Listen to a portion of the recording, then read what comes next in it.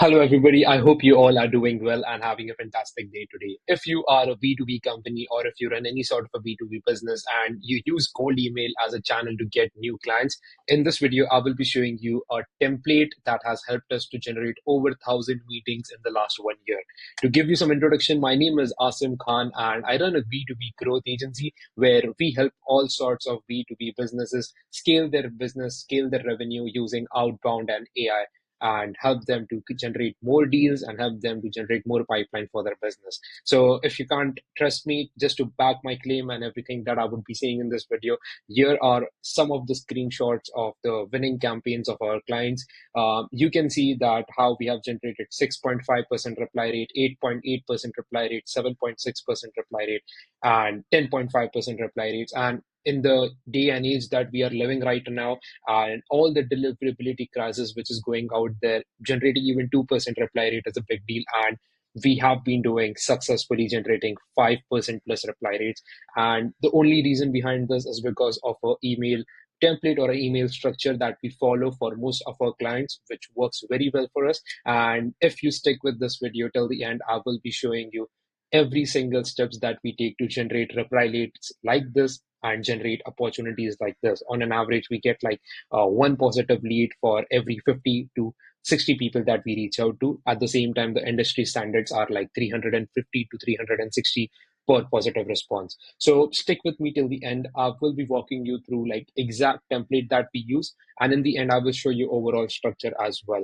Just a quick disclaimer, there won't be any winning cold email copy or any winning cold email template as such. Like template I will be giving you, which you will just take from your copy and paste it into your campaign and make sure that that also gets saturated. That's not something that I would be doing. My purpose with this video is to show you exact outline and exact philosophy that you can take and make sure that you take this outline and create your own copy, your own variation, and your own messaging. So this is what you can expect. So without wasting any time, let's dive into this.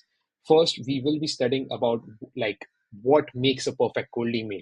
Okay, so after sending like over a million cold email over the last year, I have realized that there are about five components that makes a perfect cold email.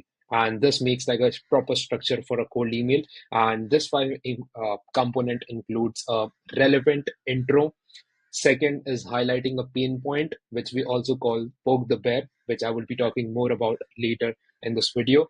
The third is offer, fourth is social proof, and fifth is CTA.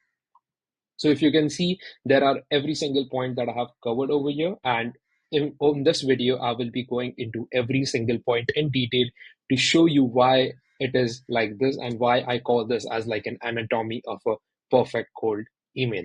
So first, we will be jumping on into the intro.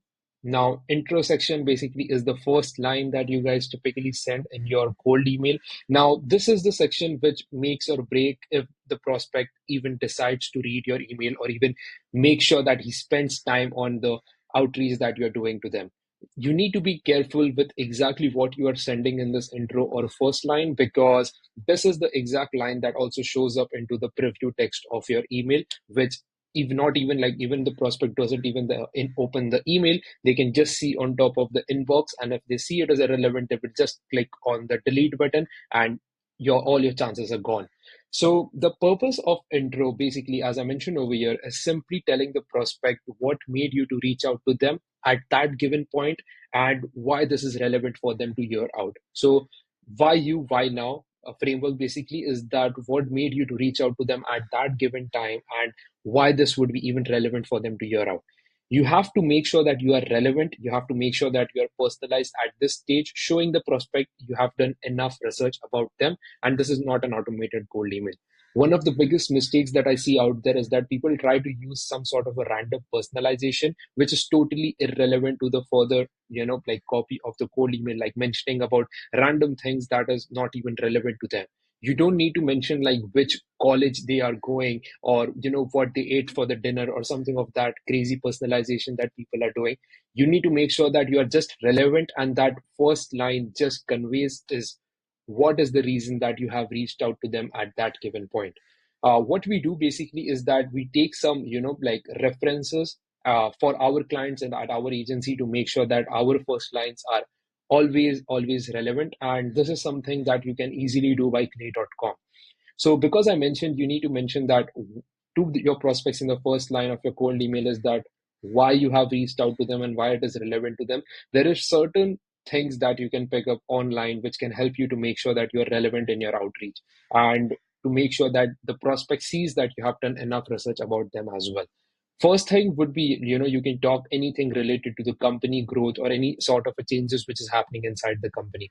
This can be the recent funding round or acquisition that has happened inside the company. You can also talk about any sort of a team expansion. Let's say their marketing team is, increasing, they're hiring for more roles inside marketing.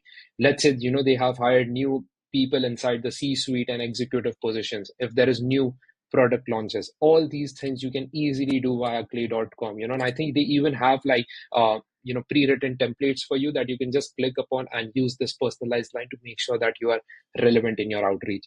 Another thing that you can do is that you can see what's happening in their digital space presence of the company, and you can talk about job posting, like if they have posted about specific sort of a job and that can be relevant for you. Let's say you are selling, IT services, and they are posting jobs related to IT. You can reach out to them and tell them that, hey, I noticed this job posting, and that's the reason I thought this would be relevant for you.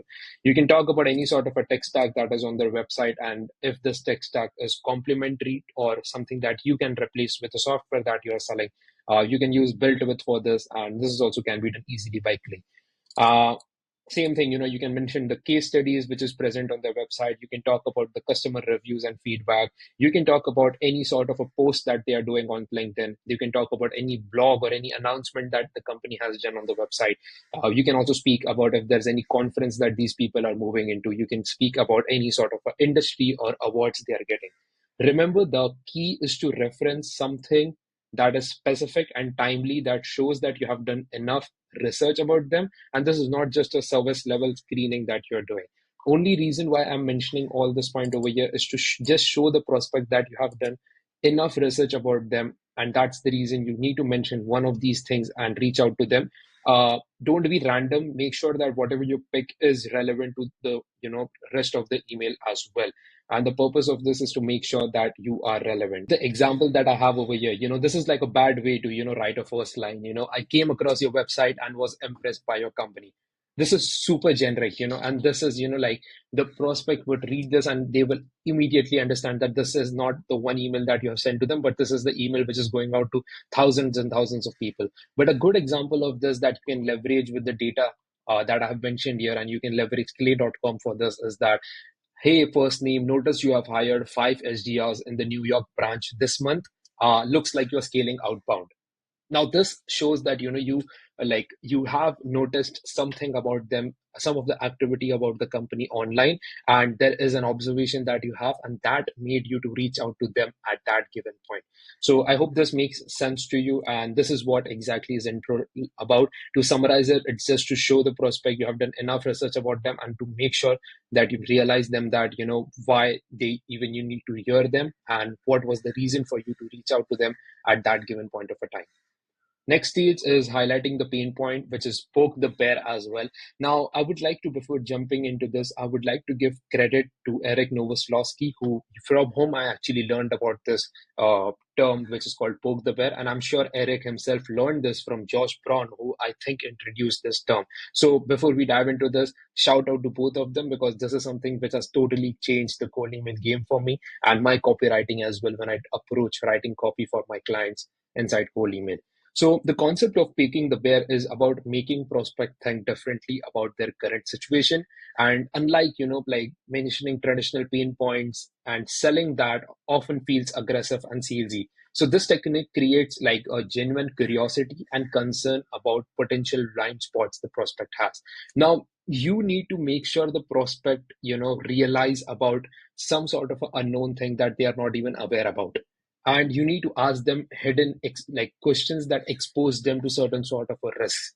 So you don't ask if they want a solution. Ask how they are handling a specific risk they might not have considered. Make them question their current approach. So you need to question them in such a way that they take a step back and reevaluate whatever you have questioned. And during that moment, they realize that, okay, this is somewhere I'm going actually wrong, and this is something that I might have to improve as well. And the best way I have put it together for you guys to understand is like focus on unknown unknowns. Focus on something that the prospects, unknown things that the prospect is not even like aware about, and not what they know is a problem, but something which is inside the problem, probably a pain point that they experience while solving the main problem that they have. But like as I mentioned, like what they know could be a problem. You can potentially give them an insight that you can tell them that if they are doing certain things in a certain way, this might go wrong in this way. That sense you can tell them about. You can create anxiety about any sort of a blind spot. Now, examples of a weak and strong way to put together a poke the bear I have mentioned over here as well is that, let's say you just say a traditional pain point in any sort of a cold email. This would be, are you struggling with low email response rates? Now, if you would have sent this in 2017, 18, this would have worked very well, but this will not work at all today. So this would just not work because it's just too obvious. It's easy to dismiss, and it just feels like a sales pitch. They will smell that a good sales pitch is coming after this. So what you need to do is that you need to take the poke the bear framework and question them, but question them in such a way that they question themselves as well. And an example for this would be, how do you know which prospects are ignoring your emails versus never receiving them due to deliverability issues? Can see in this poke the bear question, the main thing that we are speaking about over here is about deliverability, which is one of the biggest pain point for anyone which is doing outbound in the recent times. And but what we are doing is that we are just not telling them is that, are your emails landing into spam? What are the problems you're facing into deliverability? We are twisting it in a way that the prospect themselves realizes that, okay, this is the actual problem that I'm experiencing. And at the end of the day, we are just getting them aware, and we are getting them exposed to the problem at a deeper level.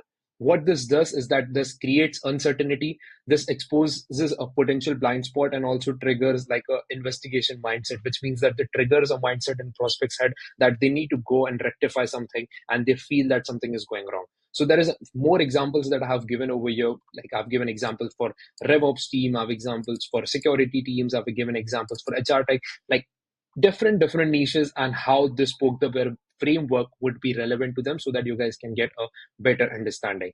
But like, here are some of the elements to make this work is that you can start with interrogative approach, where that you can use how, you can use what, and all those interrogative ways to make sure that you frame your sentence in such a way that you, at the same time, you mention these questions, but you cover the problem as well, and focus something that they are not aware about, and give them hints about some of the negative consequences that they might experience if they don't solve that problem. Make it super specific, make it specific at a persona level to make sure that it is relevant to them, because if you ask a question which is not relevant to them, they won't even take it seriously. And make sure that you actually target an actual blind spot and something that they are super concerned about.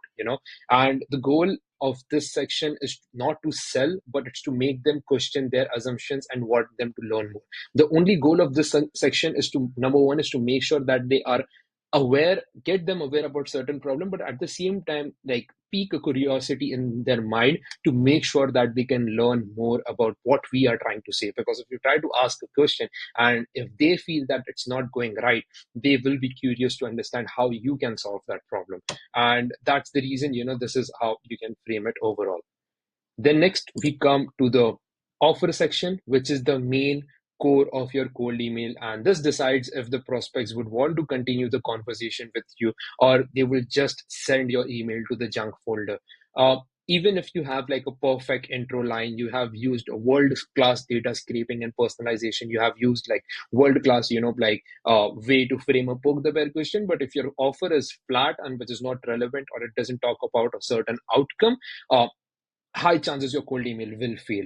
So your goal is to make sure that you craft an irresistible offer, and it's not just about clever phrasing, or you trick them with saying things in a certain way, but it's actually important to you do enough research about the market, so that you talk about exact outcome and exact benefit that your solution can solve.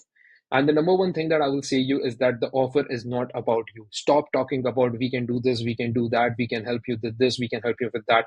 Just, like I would always say to people is that whenever you are talking about offer, talk in such a way is that what transformation or what outcome or what benefit a someone can get if they, try what you are trying to provide to them. So that's something that offer is exactly about. And as I mentioned, this is what the 99% of the cold emailers make the mistake, that just talk about themselves. They just talk about how good of their solution is, and they never think about what exact situation the prospect is at that point of time.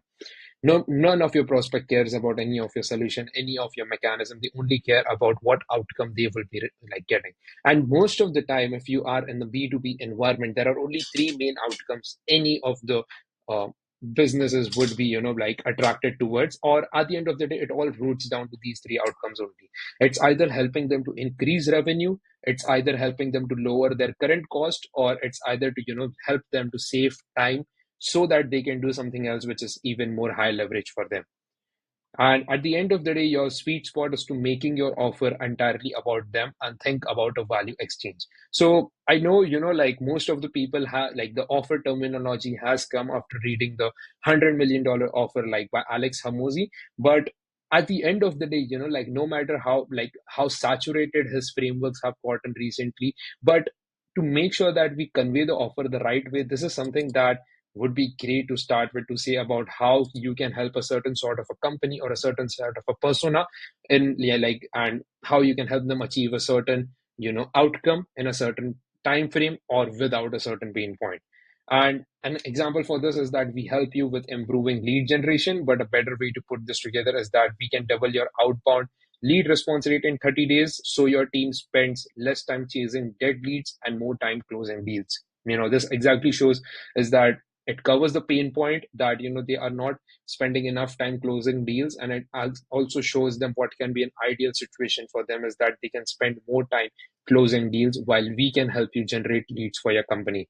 So you need to reframe this in such a way, and again, it should never be surface level. Some of the evergreen ways to frame offer line or the offer section of your cold email, if you just want to start things off, I'm not saying that this is the most advanced way, but this would be a great way to put things together, is that we help niche to go from current state to desired state in time frame. We help niche to achieve a certain transformation in time frame with a unique mechanism that you guys might have. We help niche to achieve a certain transformation in certain time frame without a pain point that they might be experiencing. But at the end of the day, again, like to sum this section up about offer, just make sure that you talk about outcome, just make sure that you talk about benefit, and just make sure that why this would be relevant to them in a way that why this can be transformational to them, and that why how you can take them from a bad situation which they are right now to a better situation or a better way of doing things using the mechanism that you guys are providing. All right, so let's move to the social proof section. Now, this section is pretty self-explanatory because you might have made some huge claim in the offer section, or you might have told that we might help you with X, we might help you with Y, we might help you achieve this and that.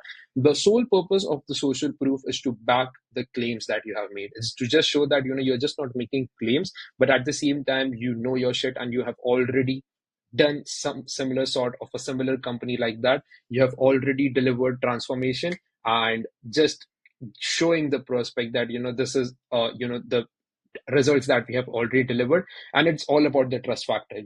And if you are in some sort of a high competitive niche, and high competitive niche where the outbound is very common, let's say the agency space, the only people who win in this game is the ones who have the best social proof. So the higher your social proof is like relevant to the company that you are reaching out to, and the bigger the transformation you have delivered, the higher is your chances to close that sort of a deal or close that prospect for you. And you need to leverage case studies. You need to talk about transformational outcome. Like an example that I've mentioned over here is that we helped a fintech company grow their MRR by $50,000 in 90 days. It clearly conveys that you helped them achieve a certain outcome in a certain time frame, which gives them an understanding that they can get that too.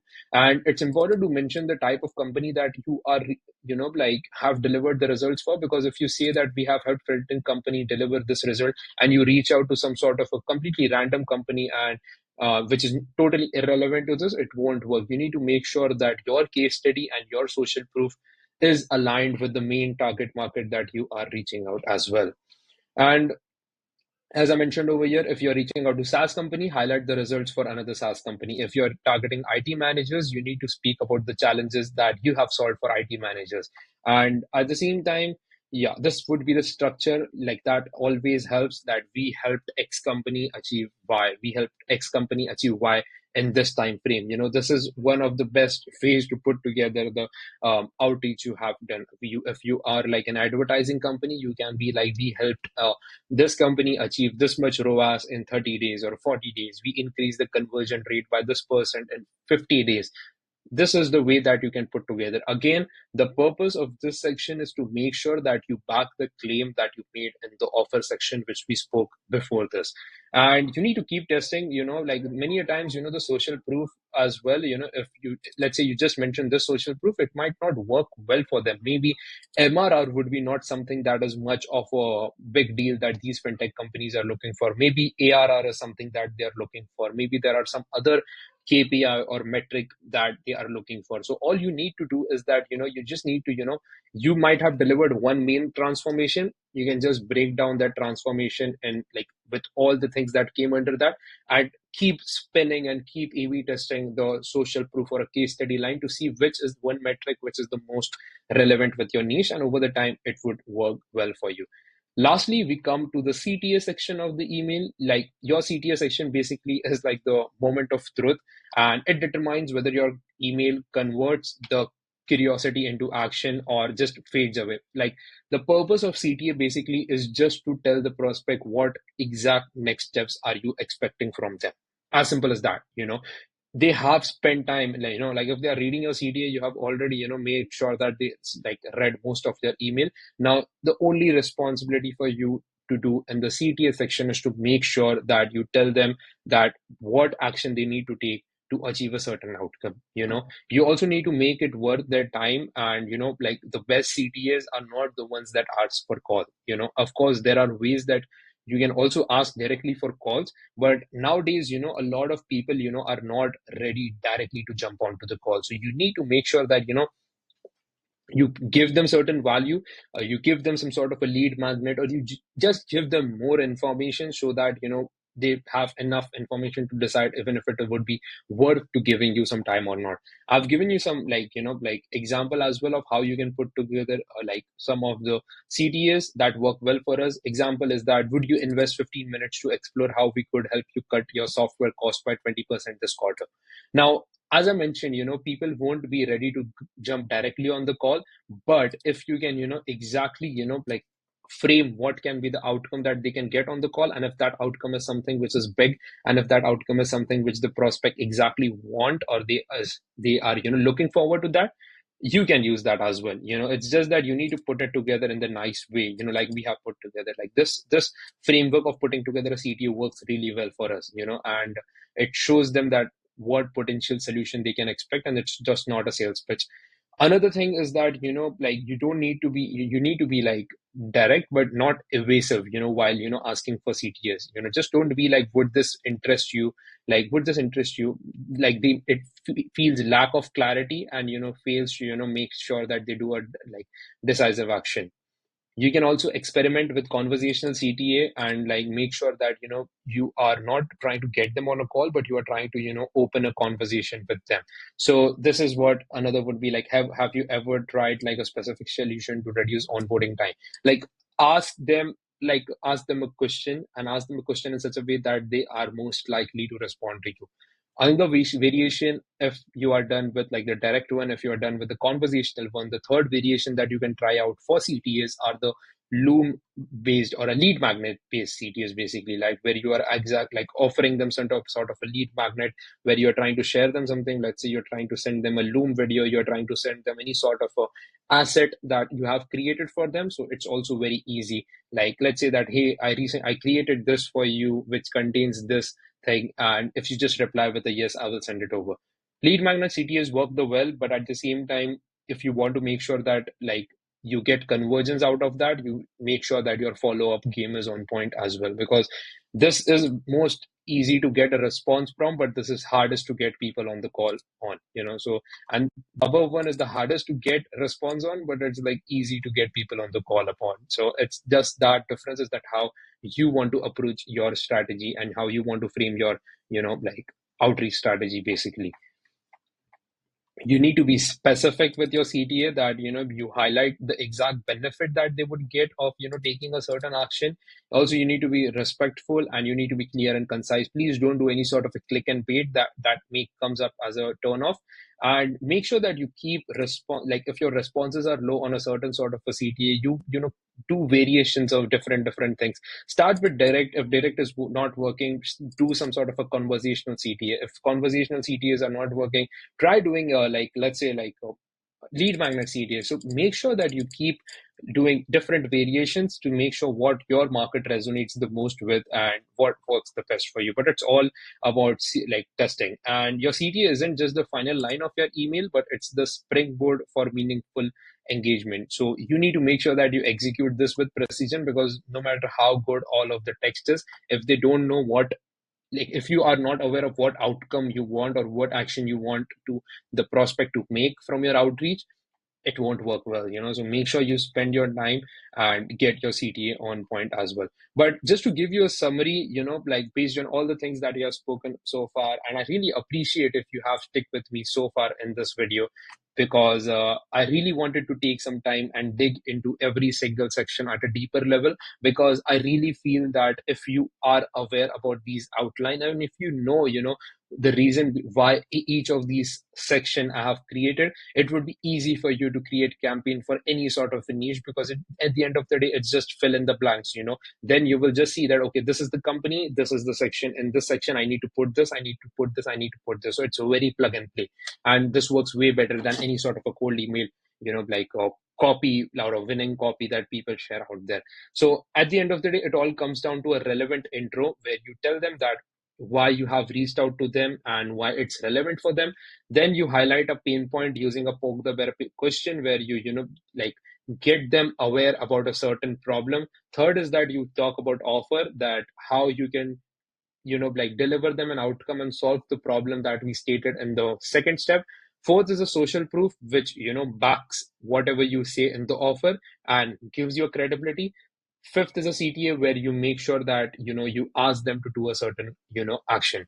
Every single step is like in connection to the first one, and this really helps, that you need to make sure that your first step, once you're done with the first step, make sure your second step is in like sync with the first step. The third section of the email is in sync with the second one, and that's how it goes. And this is how I have created that it is connected with the last line, and it just flows very well, and it's very easy to go through as well. So this is a template example. Again, as I told you, I won't be sharing you a copy as such, because then it would just be like a monkey see, monkey do kind of a scenario. And I really don't want that. I really want, if anyone who is seeing this video and if they've seen this far, I want them to take this template structure and think on your own and see everything that I've mentioned, so that you can, create your own campaigns and your own copy. But if I put all these things together, this is how it exactly comes down to, is that, let's say, hey, first name, the relevant first line, or the reason to reach out to them. What are you currently doing to manage any sort of a pain point that they will be experiencing? Again, this should not be service level. You need to do deep research about the market. Once you're done with the deep research of the market, do a deep research of the persona. And then once you have done enough research about them, you can come up with pain points which is hyper specific to them. And you can use chat GPT, you can speak to your customers, but make sure that you have done enough research, because then only you can be hyper specific to them. So here's the poke the bear question. Then the reason I asked is because we help X achieve Y without pain point, like as simple as that. Recently, we helped case study, like whom you helped, which backs whatever you mentioned over here. And if we could help you achieve outcome, would that be useful to you? That's it. People complicate it and people do so crazy things out there, but at the end of the day, if your offer is relevant to the market that you are reaching out to, and if you are have a good social proof, you don't need to be crazy with your copywriting or anything. What you need to focus on rather and spend time is upon deliverability. You need to focus on building a good lead list, because at the end of the day, if you have a good lead list, if and your offer is good, you like, even if you don't do any sort of a crazy personalization, you will still get positive responses. But at the end of the day, if you want to make sure that you want to have winning cold email copy in 2025, make sure that you use this structure, and I can guarantee you that this will work very, very well for you. I will be, I will link this doc in this gamma doc in the description as well, so that you can just click upon this and have access to this. And yeah, I hope you like this video, and I hope, like, if you have stayed till now, I'm sure that you are very serious with your outbound campaign, and you're very serious with your outbound systems for the company. So that's about that. If you are a B2B company, and if you are any sort of a B2B business that is looking to install outbound as a channel of revenue generation in your company, I have linked my calendar below, I have linked my LinkedIn below, and we would be happy to help you out. We have helped so many companies so far, like generate them thousands plus meetings, generate over $5 million in pipeline.